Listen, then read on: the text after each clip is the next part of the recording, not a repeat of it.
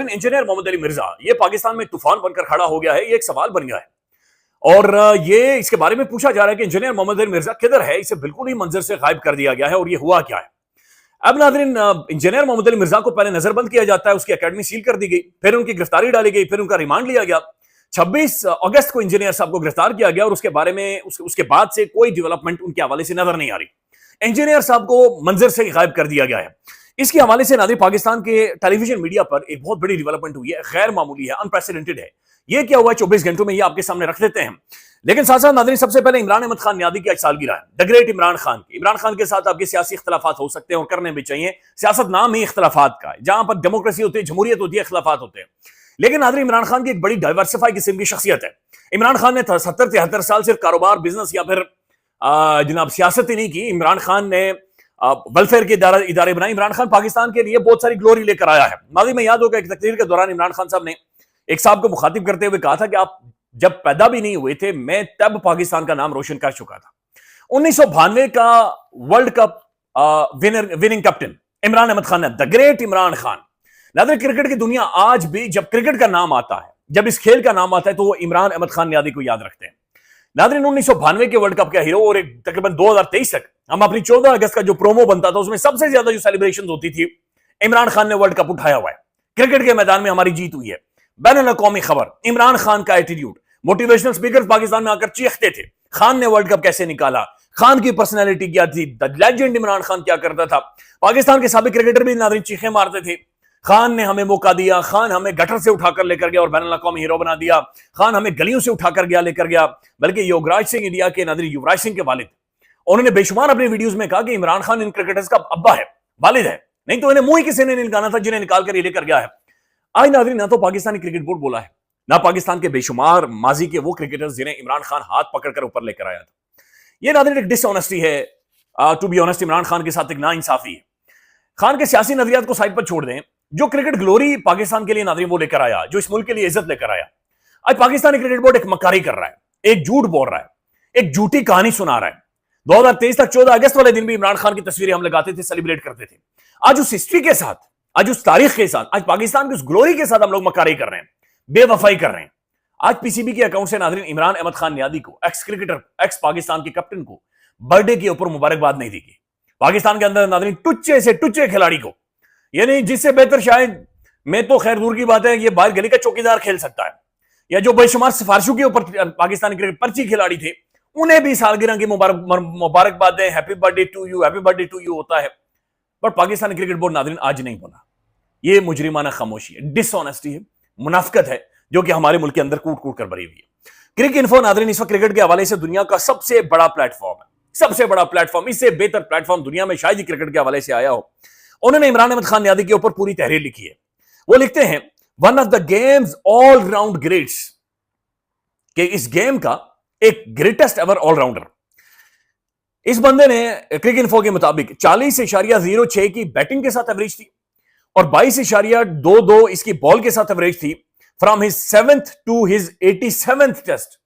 यानी खान के बारे में कह रहे हैं कि बैटिंग के साथ 40 की एवरेज और बॉलिंग के साथ 22 की एवरेज, 40 के साथ बैटिंग की एवरेज। मौजूदा पाकिस्तानी क्रिकेट की पूरी लॉट उठा लेना मौजूदा, इनमें से मेरे ख्याल में 2-3 ही हैं जिनकी होगी, इतनी एवरेज तक ये पहुंच ही नहीं सकती। और ये एक ऑलराउंडर था।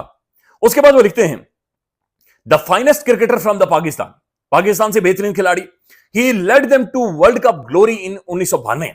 क्रिकेट इन्फो कह रहा है कि पाकिस्तान के लिए जो ग्लोरी लेकर आया, इज्जत लेकर आया, 1992 में खान लेकर आया। On this day the legendary Imran Ahmad Khan Niazi turns 73। 1 million से ज्यादा लोग ट्विटर के ऊपर जाकर इस बंदे को, इस ग्रेट खिलाड़ी को मुबारकबाद दे चुके हैं। हमारा पीसीबी नहीं बोला।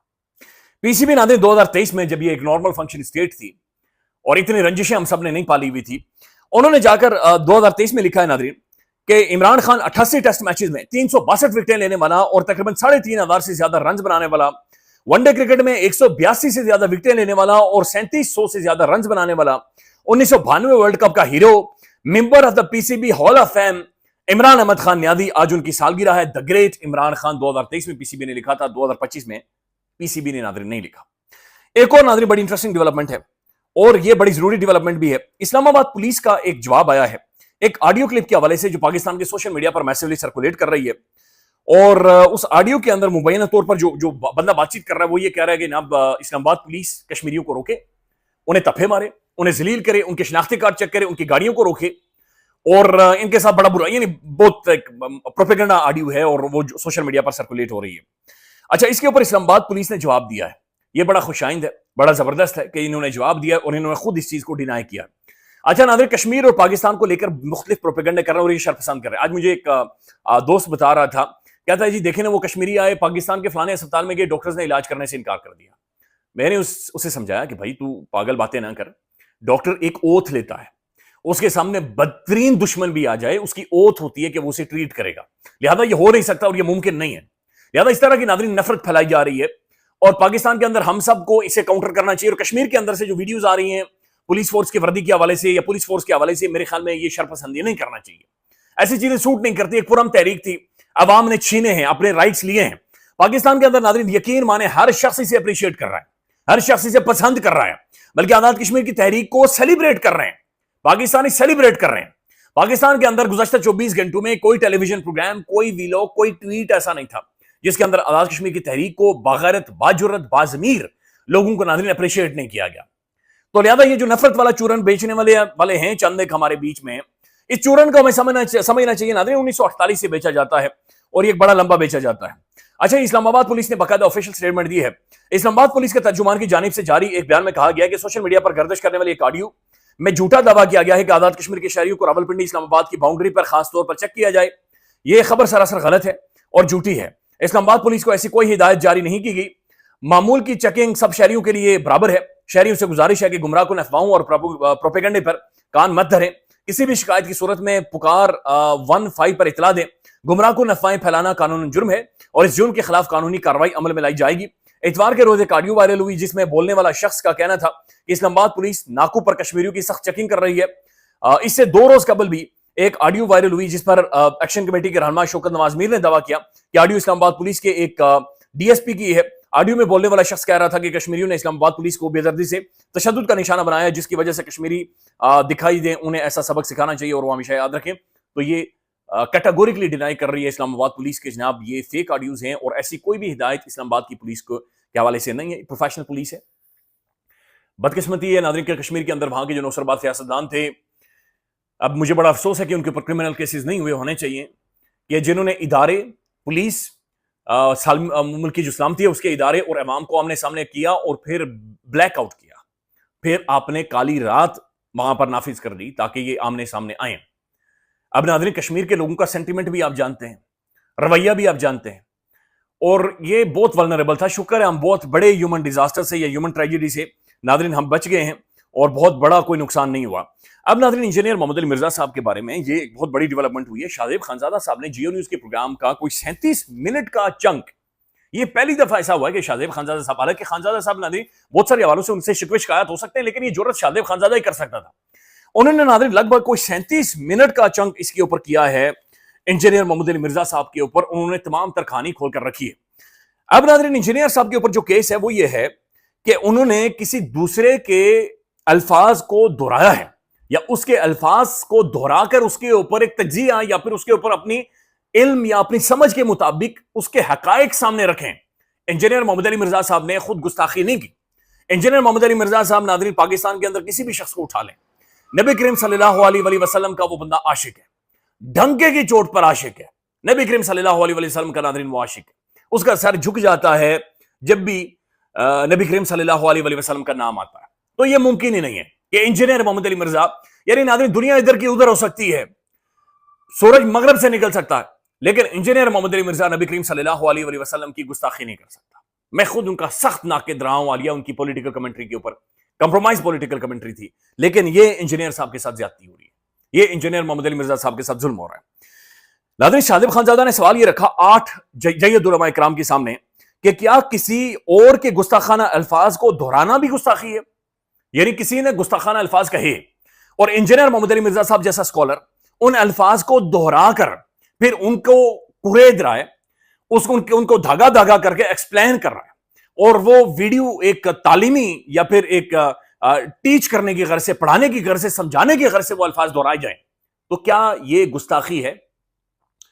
اس ملک کے اندر ناظرین مسئلہ یہ ہے کہ اسلام آباد ہائی کورٹ کے اندر ایک کیس بھی چلا کہ جہاں پر گستاخی، مذہبی گستاخی یا مقدس ہستیوں کی گستاخی کا باقاعدہ سے بزنس موجود ہے، بلاسفیمی بزنس گینگ، جو لوگوں کے اوپر ایسے جھوٹے الزامات لگا کر یا انہیں پھنسا کر ان سے پیسے بٹورتے رہے. اس ملک کے اندر ناظرین سب سے بڑا مسئلہ یہ ہے کہ کسی کے خلاف کچھ بھی کرنا ہو تو غداری اور یہ گستاخی یہ ناظرین لگا دی جاتی ہے، اور اس کے لیے ناظرین چابی والے کھلونے مولوی استعمال ہوتے ہیں اور مولوی کو چھوڑ دیا جاتا ہے. ود ڈیو ریسپیکٹ ٹو علماء کرام، ود ڈیو ریسپیکٹ ٹو مولوی حضرات، ناظرین یہ ان مولویوں کے بارے میں بات چیت ہو رہی ہے جو بے شمار مولوی ایسے ہیں جنہیں باقاعدہ سے چھوڑا جاتا ہے، کبھی کسی پولیٹیشین کے اوپر، کبھی کسی صحافی کے اوپر، کبھی کسی شخص کے اوپر، اور کبھی انجینئر محمد علی مرزا صاحب کے جیسے لوگوں کے اوپر. اب ناظرین برائے مہربانی جیو نیوز پر جائیں، آپ یوٹیوب پر جا کر سرچ کریں اور سرچ کریں کہ شادیب خانزادہ انجینئر محمد علی مرزا، آپ صرف جا کر سرچ کریں. اس کے اندر ناظرین تقریباً 8 مختلف علماء کرام کو سامنے رکھا گیا ہے، اور ان کے سامنے اسلامی نظریاتی کونسل کا جو فیصلہ ہے کہ انجینئر محمد علی مرزا نے گستاخی کی ہے، وہ فیصلہ بھی ان کے سامنے رکھا گیا ہے. اور سوال مختصراً یہ تھا کہ کیا انجینئر محمد علی مرزا صاحب نے گستاخی کی ہے. اس میں جاوید غامدی صاحب تھے، اس میں جو مفتی طارق مسعود صاحب ہیں وہ تھے، اس میں جناب علامہ جواد نقوی صاحب تھے، ڈاکٹر مفتی نعمان نعیم صاحب تھے، اور مختلف ناظرین علماء کرام اور جید علماء کرام، انسٹیٹیوشنز آپ جنہیں کہہ سکتے ہیں، اساتذہ کرام جنہیں آپ کہہ سکتے ہیں، جن سے علم سیکھتا ہے، جن سے اسلام کی تعلیمات انسان سیکھتا ہے، رہنمائی لیتا ہے. اب ان سب کی جو متفقہ ناظرین میسیولی رائے ہے، یہ تقریباً یہی رائے تھی، اور میں سے سب نے یہ کہا کہ جناب یہ انجینئر محمد علی مرزا کے ساتھ دشمنی کی جا رہی ہے، اور یہ الزامات لگا کر، بلکہ یہ جو قانون بھی ہے گستاخی کے حوالے سے اس کا کھلواڑ کیا جا رہا ہے، اور یہ باقاعدہ سے ایک دشمنی انجینئر محمد علی مرزا کے ساتھ نکالی جا رہی ہے، اور یہ بالکل جھوٹ ہے اور یہ فراڈ ہے. اچھا، پھر اس کے اوپر مختلف جو علماء کرام ہیں انہوں نے کہا کہ ستامن اسلامک ممالک کے اندر یہ ساری چیزیں گستاخی والی نہیں ہوتی.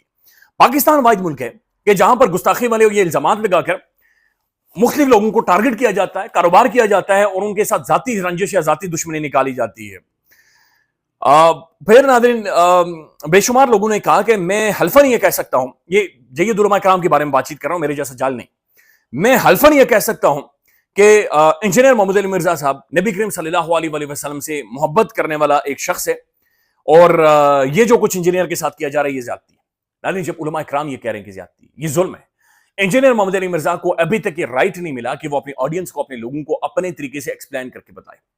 دیکھیں ایکسیپشن کریٹ ہونی چاہیے، یہ ایک مذہبی مسئلہ ہے، یہ ایک بڑا سنجیدہ مسئلہ ہے، اور یہ ایک نازک مسئلہ ہے. انجینئر صاحب جیسے لوگوں کی پاکستان کو ضرورت ہے، جنہوں نے الزامات لگائے ان جیسے لوگوں کی بھی پاکستان کی ضرورت ہے، ان علماء کرام کی بھی پاکستان، ہم سب کو ضرورت ہے، ہم سب کو پروان چڑھنا ہے اسی طرح کے مختلف اوپینینز کے بیچ میں. اب ناظرین انجینئر صاحب نے جو الفاظ کہے ہیں انہیں ایک دفعہ ایکسپلین کرنے کا موقع ضرور ملنا چاہیے. یہ انجینئر کا رائٹ ہے، جہاں پر بھی موجود ہے. ظاہر ہے جو ایجنسی بنی ہوئی ہے نیشنل سائبر کرائم ایجنسی، ان کی تحویل میں ہے، اور لہذا ایک ویڈیو ان کی آنی چاہیے، ایک ایکسپلینیشن انجینئر کی آنی چاہیے. انجینئر کا منظر سے بالکل ہی غائب ہو جانا، انجینئر کو بلیک آؤٹ کر دینا، انجینئر کو بلینکٹ کر دینا، یہ ظلم ہے اور یہ زیادتی کی جا رہی ہے اس کے ساتھ.